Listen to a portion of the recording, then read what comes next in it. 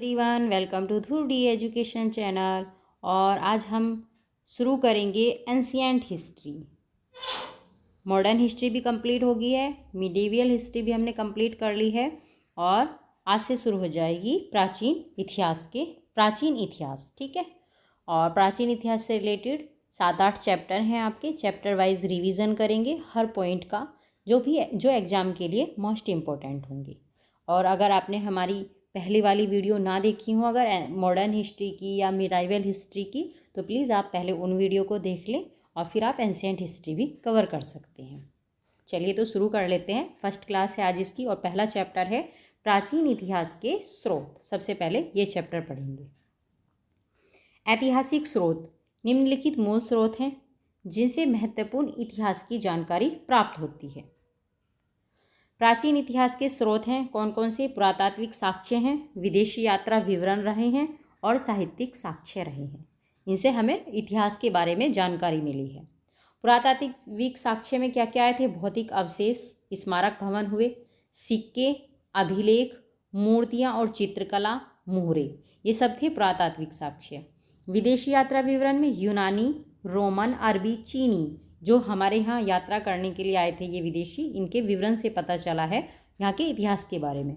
और साहित्यिक साक्ष्य में थे धार्मिक साहित्य और गैर धार्मिक साहित्य। धार्मिक साहित्य में क्या था? ब्राह्मण साहित्य और गैर ब्राह्मण साहित्य थे। ब्राह्मण साहित्य के अंदर आते हैं वेद, उपनिषद, आरण्यक, पुराण और स्मृति। और गैर ब्राह्मण के अंदर आते हैं बौद्ध ग्रंथ और जैन ग्रंथ। और बौद्ध ग्रंथ में सुत्त पिटक, विनय पिटक, अभिधम पिटक, महावंश व दीपवंश और बुद्ध चरित, ये सब बौद्ध धर्म के ग्रंथ हैं। और जैन ग्रंथ के हैं, जैन ग्रंथ कौन कौन से हैं? कल्पसूत्र है, भगवती चरण है और आचारांग सूत्र है। देखो भाई, ये स्लाइड जो है ना, ये जो स्लाइड है बनी हुई है, ये ही, इससे ही एग्जाम में कम से कम 2 से या 3 क्वेश्चन पूछ लेंगे इसी से ही। क्योंकि सीधा क्वेश्चन पूछ लेते हैं विनय पिटक किस धर्म से रिलेटेड है, अभिधम पिटक किस धर्म से रिलेटेड है, या आ जाएगा आचरांग सूत्र किस धर्म से रिलेटेड है। तो इसी जरा सी स्लाइड में ही कम से कम आपके 2 या 3 क्वेश्चन छिपे हुए हैं अगर ध्यान से पढ़ोगे तो। गैर धार्मिक साहित्य कौन कौन से हैं? राजतरंगिणी है, कलहन ने लिखी थी, हर्षचरित है, अर्थशास्त्र है, कौटिल्य ने लिखा था, और संगम साहित्य है। ये गैर धार्मिक साहित्य हैं जिनसे हमें अपने प्राचीन इतिहास के बारे में पता चलता है। चलिए तो शुरू करते हैं। पुरातात्विक स्रोत क्या होता है? प्राचीन भारत के इतिहास के अध्ययन के लिए पुरातात्विक स्रोत सबसे अधिक प्रामाणिक माने जाते हैं और इसके अंतर्गत खुदाई से निकली सामग्री, सिक्के, अभिलेख, भवन, मूर्ति, चित्रकला, ये सब आते हैं इसके अंदर। पुरातात्विक उत्खनन 2 प्रकार से होता है, क्षैतिज और ऊर्ध्वाधर। क्षैतिज उत्खनन से किसी सभ्यता के संपूर्ण स्वरूप के बारे में जानकारी प्राप्त होती है, जबकि ऊर्ध्वाधर उत्खनन से किसी संस्कृति का कालमापन किया जाता है। उत्खनन से प्राप्त हुई वस्तु का आयु ज्ञात करने के लिए रेडियो कार्बन डेटिंग का प्रयोग किया जाता है। जो उत्खनन से वस्तु प्राप्त होती है, अगर उनकी आयु ज्ञात करनी है तो रेडियो कार्बन डेटिंग टेक्नोलॉजी प्रयोग करनी होती है। सिक्कों के अध्ययन को क्या बोलते हैं? मुद्रा शास्त्र बोलते हैं। भारत के प्रारंभिक सिक्कों को आहत सिक्के कहा जाता था या पंचमार्क सिक्के। इन सिक्कों व मुद्राओं पर कोई लेख नहीं होता था, केवल उन पर विभिन्न आकृतियां जैसे मछली, हाथी, पेड़, इन सब की आकृतियां बनी होती थी। इन पंचमार्क सिक्कों का सर्वप्रथम प्रयोग 1800 ईस्वी में कोयम्बटूर में कर्नल कॉल्डवेल के द्वारा इनको प्राप्त किया गया था।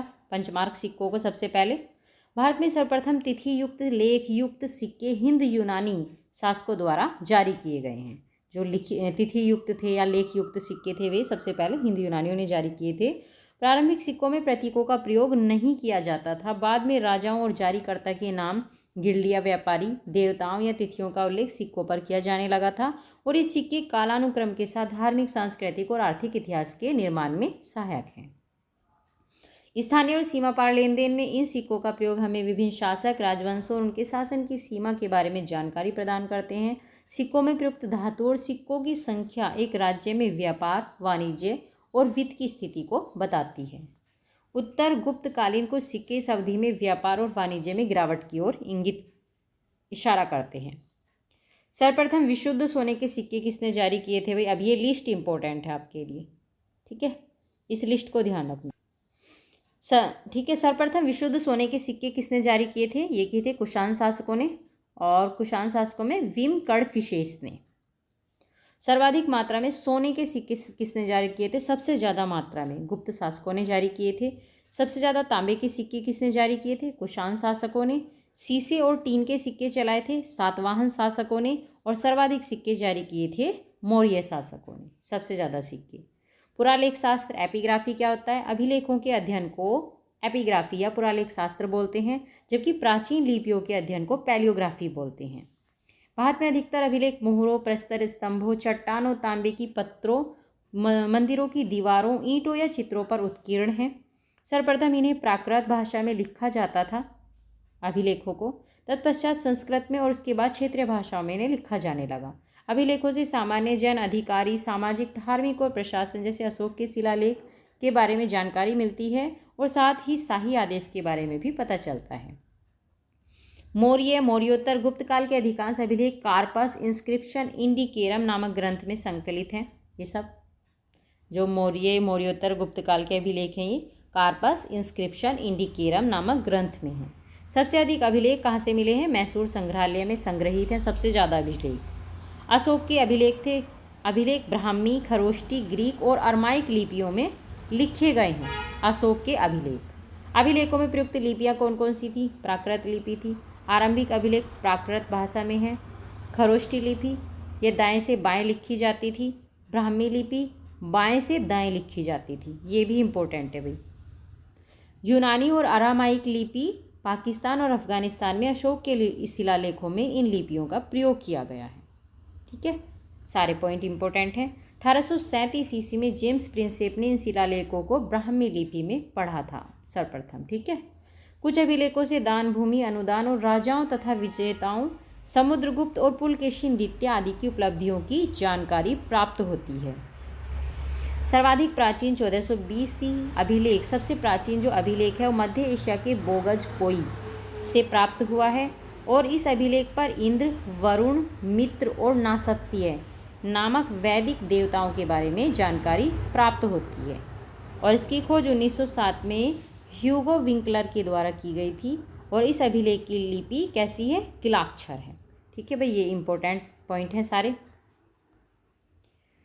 महत्वपूर्ण अभिलेख और उनके शासक पढ़ लेते हैं भाई। प्रयाग प्रशस्ति प्रयागराज में है। भानुगुप्त ऐरण अभिलेख एमपी के अंदर है, और ये गुप्त वंश से संबंधित था। रुद्रदामन शक जूनागढ़ अभिलेख रुद्रदामन से रिलेटेड है, गुजरात के अंदर, और रुद्रदामन से संबंधित है ये। भीतरी स्तंभ लेख जो है गाजीपुर में है, और ये स्कंदगुप्त से संबंधित है। हाथी गुम्फा अभिलेख खारवेल में है, कलिंग से संबंधित है। कलिंग विजय के बारे, कलिंग के युद्ध का वर्णन किया गया है इसके अंदर। और ऐहोल अभिलेख पुलकेशिन द्वितीय से संबंधित है, चालुक्य वंश के। और ग्वालियर प्रशस्ति एमपी में है, और राजा भोज प्रतिहार वंश के थे ये, राजा भोज प्रथम से संबंधित है ग्वालियर प्रशस्ति। देवपाड़ा अभिलेख विजय शैन से संबंधित है। मधुबन और बांसखाड़ा अभिलेख हर्षवर्धन से संबंधित है, वर्धन वंश के। मंदसौर प्रशस्ति यशोधर्मन, और नासिक अभिलेख गौतमी बलसिली सातवाहन वंश के थे। ठीक है, ये इनके महत्वपूर्ण शासक थे। कौन सा अभिलेख किस शासक से संबंधित है वो बता दिया। इम्पोर्टेंट लिस्ट है भाई, ये बहुत इंपॉर्टेंट है। विशिष्ट तथ्यों से संबंधित अभिलेख रुद्रदामन का जूनागढ़ अभिलेख संस्कृत भाषा में जारी पहला अभिलेख माना जाता है। पुलकेशिन द्वितीय का ऐहोल अभिलेख उसके दरबारी कवि कीर्ति द्वारा रचित है। ठीक है, कीर्ति ने इसको रचा था, और संबंधित किससे है ये? ऐहोल अभिलेख पुलकेशिन द्वितीय से। अशोक के प्रयाग स्तंभ लेख में कारुवाकी और तीवर का उल्लेख मिलता है। समुद्रगुप्त के प्रयाग प्रशस्ति की रचना उसके संधि विग्राहिक हरिशैन ने की थी। ठीक है, समुद्रगुप्त की प्रयाग प्रशस्ति की रचना किसने की थी? हरिशैन ने। भानुगुप्त के ऐरण अभिलेख में सर्वप्रथम सती प्रथा गोपराज नामक सैनिक की पत्नी का लिखित साक्ष्य प्राप्त होता है। ठीक है, ऐरण अभिलेख से ही सती प्रथा का साक्ष्य प्राप्त हुआ है, और ऐरण अभिलेख किससे संबंधित था? भानुगुप्त से। चंद्रगुप्त द्वितीय के उदयगिरी गुहा लेख के अनुसार उसका उद्देश्य संपूर्ण पृथ्वी को जीतना था। तो ध्यान रखेंगे, उदयगिरी गुहा अभिलेख किससे संबंधित है? चंद्रगुप्त द्वितीय से।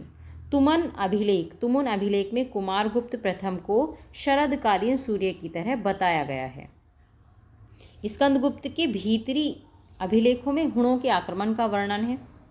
मंदसौर अभिलेख में यशोधर्मन को जननेंद्र कहा गया है और चंद्रगुप्त द्वितीय की विजयों का वर्णन मेहरौली लोह स्तंभ लेख में मिलता है। अब आए विदेशी विवरण। यह अभिलेख होगी आपके। विदेशी विवरण यूनानी, रोमन, चीनी इतिहासकार और राजनयिक तथा तीर्थयात्रियों या नाविकों, खोजकर्ताओं आदि के विवरणों के द्वारा हमें महत्वपूर्ण जानकारी प्राप्त होती है। सिकंदर के आक्रमण की जानकारी पूरी तरह से ग्रीक स्रोतों पर आधारित है। मेगास्थनीज की इंडिका मौर्य काल के बारे में जानकारी प्रदान करती है। भारत और रोमन साम्राज्य के बीच व्यापार संतुलन का वर्णन प्लिनी के नेचुरल हिस्ट्री से प्राप्त होता है। ठीक है, भारत के रोमन साम्राज्य के बीच व्यापार संतुलन। नेचुरल हिस्ट्री किसने लिखी है? प्लिनी ने। इन यात्रियों का उस समय राजाओं ने स्वागत किया और उन्होंने लगभग हर उस पहलू के बारे में लिखा जो उन्होंने वहाँ देखा था, जैसे वास्तुकला, सामाजिक विभाजन, धार्मिक और सांस्कृतिक प्रथाएं सब। यूनानी लेखक कौन कौन आए थे यहाँ पे? हेरोडोटस था और इसने हिस्टोरिका नामक पुस्तक लिखी थी और इन्हें इतिहास का पिता कहा जाता है, हेरोडोटस को। मेगास्थनीज ये सेल्यूकस राजदूत के रूप में चंद्रगुप्त मौर्य के दरबार में आए थे और इन्होंने इंडिका लिखी थी। स्ट्रैबो मेगास्थनीज के विवरण को इन्होंने काल्पनिक बताया है। टॉलमी इन्होंने अपनी पुस्तक जियोग्राफी में प्राचीन भारतीय भूगोल और वाणिज्य की जानकारी दी है। चीनी लेखक कौन कौन से आए थे यहाँ पे? फाइयान आया था 399 से 414 ईस्वी में। चंद्रगुप्त द्वितीय के शासनकाल में आया था फाइयान और इनकी रचना थी फोगुओजी। फाइयान की रचना थी फोगुओजी। इसमें भारत की सामाजिक, आर्थिक और धार्मिक स्थिति का विवरण है। ह्वेनसांग आया था 629 से 645 ईस्वी तक। ये हर्षवर्धन के समय में आया था ह्वेनसांग और इसकी रचना है सीयू की।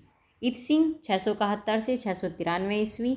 इन्होंने प्रसिद्ध बौद्ध भिक्षुओं की आत्मकथाएं लिखी थी और नालंदा और विक्रमशिला विश्वविद्यालय का वर्णन किया था इत्सिंग ने।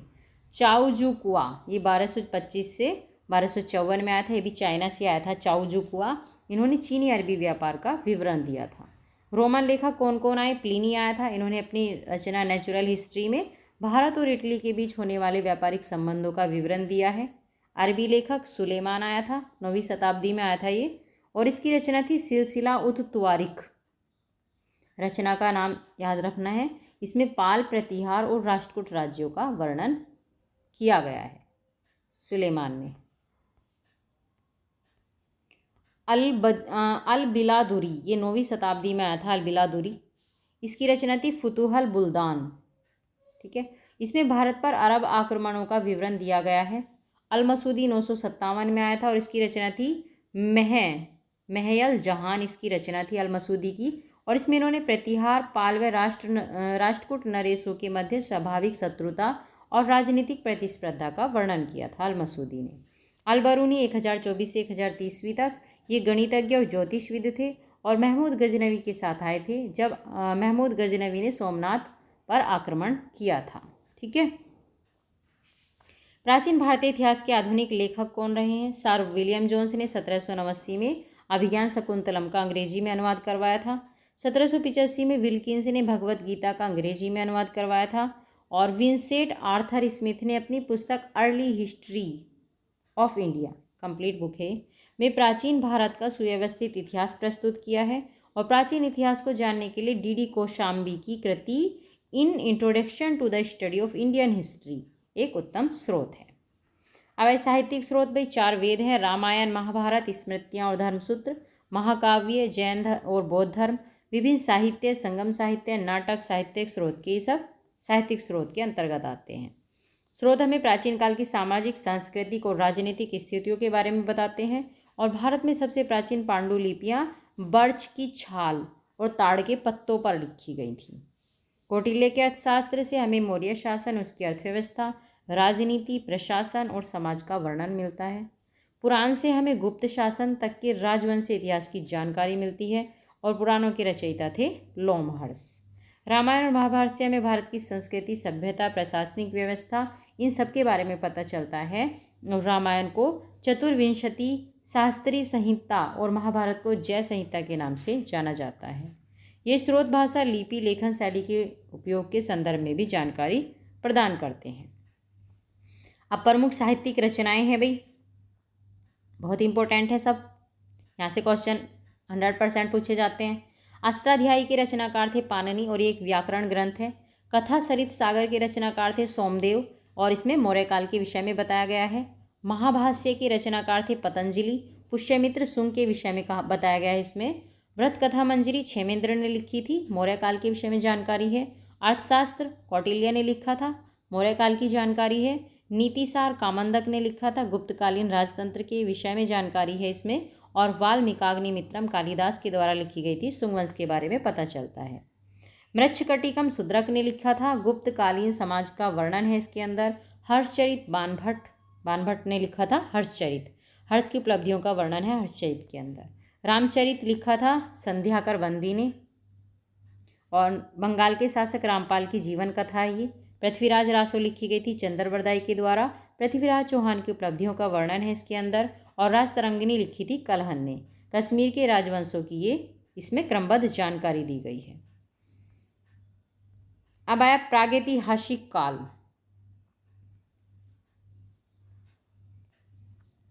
अब है प्रागैतिहासिक काल, प्राचीन भारत का इतिहास। और इसको 3 भागों में बांटा गया था, प्रागैतिहासिक काल या पाषाण काल, आद्य ऐतिहासिक काल और ऐतिहासिक काल। प्रागैतिहासिक काल या पाषाण काल जो था इसको भी 3 भागों में बांटा गया है, पुरापाषाण काल में, मध्य पाषाण काल में और नवपाषाण काल में। पुरापाषाण काल 25 लाख से 8000 ईसा पूर्व तक रहा। मध्य पाषाण काल 8000 से 4000 ईसा पूर्व तक था। और नवपाषाण काल था 4000 से 2500 ईसा पूर्व तक। इनका टाइम पीरियड भी ध्यान रखना है ना, ये भी लिस्ट बहुत इंपॉर्टेंट है। और पुरापाषाण काल को बांटा गया है निम्न पुरापाषाण काल में, मध्य पुरापाषाण काल में और उच्च पुरापाषाण काल में। इसको भी 3 भागों में बांटा गया है। आद्य ऐतिहासिक काल सिंधु घाटी सभ्यता और वैदिक सभ्यता में बटा हुआ था। और सिंधु घाटी सभ्यता थी 2500 से 1500 ईसा पूर्व तक। और वैदिक सभ्यता थी 1500 से 600 ईसा पूर्व तक। और फिर वैदिक सभ्यता ऋग्वैदिक काल में और उत्तर वैदिक काल में बटी हुई थी। ऋग्वैदिक काल 1500 ईसा पूर्व से 1000 ईसा पूर्व तक था। उत्तर वैदिक काल था 1000 ईसा पूर्व से 600 ईसा पूर्व तक। ऐतिहासिक काल प्राचीन भारत का इतिहास, मध्यकालीन भारत का इतिहास और आधुनिक भारत का इतिहास। ठीक है, प्राचीन भारत का इतिहास 600 से 712 तक है। मध्यकालीन भारत का इतिहास 712 से 1707 तक है। और आधुनिक भारत का इतिहास है 1707 से 1964 तक। ठीक है, जिसमें हमने आधुनिक और मध्यकालीन ये पढ़ चुके हैं हम। और हमारा चल रहा है प्राचीन। ठीक है, ये रह रहा है। अब है प्रागैतिहासिक काल क्या होता है। ऐसा काल जिसका कोई लिखित साक्ष्य प्राप्त ना हो, लिखित साक्ष्य नहीं होता है इसका प्रागैतिहासिक काल का, किंतु पुरातात्विक साक्ष्य उपलब्ध होते हैं, जैसे पाषाण काल। आद्य ऐतिहासिक काल ऐसा काल जिसकी लिपि तो है लेकिन पढ़ी नहीं जा सकी हो, इसको जैसे सिंधु घाटी सभ्यता आदि ऐतिहासिक काल है। ऐतिहासिक काल इस काल का इतिहास लिखित साधनों पर निर्भर करता है। और भारत में यह काल 600 ईसा पूर्व से प्रारंभ होता है। ऐतिहासिक काल प्रस्तर युग पाषाण काल प्रारंभिक भारतीय इतिहास पाषाण युग की संस्कृतियों से प्रारंभ होता है, जिसमें मानव प्रजातियों ने अपने अस्तित्व के लिए पत्थर का प्रयोग किया था। पाषाण युग को मोटे तौर पर 3 कालखंडों में बांटा गया है, पुरापाषाण काल, मध्य पाषाण काल और नवपाषाण काल में। निम्न पुरापाषाण काल प्रारंभ हुआ था 1 लाख ईसा पूर्व से। और इसमें कौन थे? होमो इरेक्टस थे। होमो इरेक्टस बोलते थे यहाँ के मानव को। क्रमागत विकास इस काल में मनुष्य मांस पकाता था, जानवरों को भगाने के लिए आग पर नियंत्रण करना सीख लिया था इसने। और इस काल के लोग शिकार करते थे, खाद्य संग्राहक थे और वृक्षों के नीचे गुफाओं में निवास करते थे। उपकरण कौन से यूज करते थे? अपरिष्कृत खुरदुरे उपकरण का यूज करते थे, जैसे चॉपर है, पेबुल्स है, हस्तकुठार है और विदारणी है। इन उपकरणों का प्रयोग करते थे।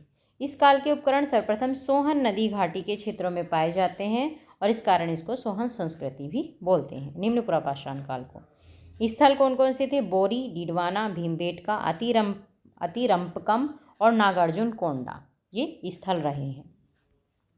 मध्य पुरापाषाण काल आया 1 लाख ईसा पूर्व से 40,000 ईसा पूर्व तक। नियंडरथल थे, यहाँ के मानव को नियंडरथल बोलते थे। और इनका विकास इस काल में भाषा का आविष्कार हुआ था भाई, लेकिन मानव शिकारी था और खाद्य संग्राहक ही था भी। उपकरण इस काल में फ्लिंट जैसे सख्त पत्थर से निर्मित हल्के उपकरण का प्रयोग शुरू हो गया था, जैसे शल्क का। शल्क से बने उपकरणों का प्रयोग ब्लेड, स्क्रैपर, बोरस इन सब में किया जाता था, इसलिए इस काल को फलक संस्कृति की संज्ञा दी गई। मध्य पुरापाषाण काल को स्थल थे इसके नेवासा, भीमबेटका, डिडवाना, उत्तर प्रदेश में बेलन घाटी। उच्च पुरापाषाण काल 40,000 से 10,000 ईसा पूर्व तक, और यहाँ के मानव को बोला गया होमो सैपियंस। क्रमागत विकास, अन्य होमिनिड प्रजातियां इस समय विलुप्त हो चुकी थीं। उपकरण, अधिक परिष्कृत और हल्के उपकरणों का प्रयोग किया जाने लगा था, और इन उपकरणों के दोनों किनारे धारदार होते थे, जैसे ब्लेड है, स्क्रैपर है और ब्यूरिन है, जिन्हें हत्थे लगाया जाता था, जिनमें हत्था लगा होता था, और सुई, हारपून और हड्डी से निर्मित औजारों का प्रयोग करते थे। स्थल रेनीगुंटा, सिंहभूम, उत्तर प्रदेश में बेलन घाटी और पटनी। मध्य पाषाण युग आया फिर 10,000 ईसा पूर्व से 8,000 ईसा पूर्व तक। इनका क्रमागत विकास क्या रहा? इस काल में पहली बार धनुष और बाण का प्रयोग किया गया। इसमें बड़े जानवरों का शिकार करना आसान हो गया था। पहली बार शवाधान के बारे में जानकारी प्राप्त हुई और पत्थर से बने गहनों के प्रयोग के बारे में पता चला। पालतू जानवर कौन से थे? यहाँ भेड़ और बकरियां थी इस टाइम पे। उपकरण थे माइक्रोलिथ उपकरण का प्रयोग करते थे। ये सूक्ष्म आकार के पत्थरों से बने परिष्कृत औजार थे, माइक्रोलिथ उपकरण। यह पुरापाषाण और नवपाषाण युग के बीच संक्रमणकालीन अवधि है, जैसे धनुष, बाण तथा चंद्राकार, त्रिकोणीय, वर्गाकार, आयताकार, अर्धचंद्राकार आदि आकार के अन्य माइक्रो उपकरण यहाँ पे यूज किए गए थे। स्थल कौन कौन से थे? भीमबेटका, महदहा, सराय नाहरराय और आदमगढ़। भीमबेटका मध्य प्रदेश में स्थित यूनेस्को की विश्व धरोहर स्थल में शामिल हो गया है, और में सबसे प्राचीन गुफा चित्र मिले हैं भीमबेटका के अंदर। अब है नवपाषाण काल। नवपाषाण युग 8,000 से 4,000 ईसा पूर्व तक था, और इसका क्रमागत विकास कैसे हुआ? ये लोग झोंपड़ियों में निवास करते थे, मवेशी पालते थे, कृषि का विकास किया था इन्होंने, गेहूँ, जौ, कपास, चावल जैसी फसलें उगाते थे, मिट्टी के बर्तनों का यूज करते थे, हस्त निर्मित और चौक निर्मित दोनों, ठीक है, इनका उपयोग करते थे। ये क्या क्या उपकरण यूज करते थे? शिकार और कृषि दोनों के लिए धारदार और पॉलिश किए गए उपकरणों का, पत्थरों का उपयोग करते थे। खंजर, गड्ढा बनाने के लिए छड़ी का उपयोग करते थे। सिल पीसने के लिए पत्थर का यूज करते थे। दराती, आरी, गोफन पत्थर, इन सब का लगातार रगड़कर चिकना किया जाता था इनको। कुछ चीज़ें तो इनमें से आपने भी देखी होंगी। स्थल मेहरगढ़ पाकिस्तान, बुर्ज होम, चिरांद, ब्रह्मगिरी, कोल्डी हवा, यहाँ पे ये नवपाषाण काल का उद्भव हुआ था। अब आया ताम्रपाषाण युग। ये रहा भाई 4,000 से 1,500 ईसा पूर्व तक, और इनका क्रमागत विकास क्या हुआ? ताम्रपाषाणिक संस्कृति के अतिरिक्त भारत में उत्तरी गंगा घाटी व गंगा यमुना दोआब क्षेत्र के स्थलों से ताम्र उपकरण प्राप्त हुए हैं। यह संस्कृति तकनीकी दृष्टि से हड़प्पा से पहले की है, किंतु कालक्रम में हड़प्पा के बाद की है। मानव द्वारा तांबा 5,000 ईसा पूर्व में पहली धातु थी जिसको प्रयोग में किया गया था, ठीक है। यह संस्कृति पत्थर और तांबे के औजारों पर आधारित थी। इस युग में स्थायी और सामुदायिक जीवन की शुरुआत होगी थी। प्रमुख फसलें थी जौ, गेहूँ, मसूर, बाजरा, रागी, मटर, काला चना और कपास। और इस काल में 2 प्रमुख संस्कृतियाँ थी। कौन कौन सी? बनास थी, और हाड़ संस्कृति बोलते हैं, राजस्थान में थी ये। इस क्षेत्र को ताम्रपाषाण कालीन पाषाण संस्कृति को बनास नदी के नाम पर बनास संस्कृति की संज्ञा दी गई थी, और इसे अहाड़ या आहाड़ संस्कृति भी कहा जाता है। अहाड़ का प्राचीन नाम तांबवती अर्थात तांबे वाली जगह है, क्योंकि यहाँ पत्थर की जगह तांबे के औजारों का प्रयोग करते थे। कायथा संस्कृति एमपी के अंदर थी। कायथा स्थल एमपी में छोटी काली सिंध नदी के दाहिने किनारे पर स्थित है, और कायथा संस्कृति वर्तमान मालवा क्षेत्र में सबसे पहले ज्ञात कृषि बस्ती का प्रतिनिधित्व करती है। कायथा संस्कृति से ही पता चला है सबसे पहले बार कृषि बस्ती का। इसमें उन्नत तांबा धातु विज्ञान और पत्थर के ब्लेड के उद्योग भी शामिल हैं। शिल्प और बर्तन तांबे और पत्थर से बने औजारों का प्रयोग करते थे। ये शिल्पकारों के रूप में ताम्रकारों और बुनकरों का विकास हुआ था। काले और लाल मृत भांडों का प्रयोग किया जाता था। काले मृत भांडों के ऊपर आकृतियाँ बनाई जाती थी। उपकरण कैसे थे या प्रतिमाएं? चाकू, कुल्हाड़ी, मछली पकड़ने के कांटे, छेनी, पिन, छड़ें, तांबे, ये सारी मिश्र धातुएं इन्होंने निर्मित की थी, और अर्धकीमती पत्थरों की माला, मार्त देवी की टेराकोटा की मूर्तियां पाई गई हैं। शवों के साथ विभिन्न उपकरणों को भी ये कलश में दफनाते थे। ये स्थल पूरे भारतीय उपमहाद्वीप में फैले हुए हैं, जैसे नवदा टोली हुआ, जोरवे, दैमाबाद, अहाड़, बनास, मालवा, इनाम गांव, कौशाम्बी, मेहगम, आलमगीरपुर और रोपड़ ये स्थल रहे हैं इस संस्कृति के।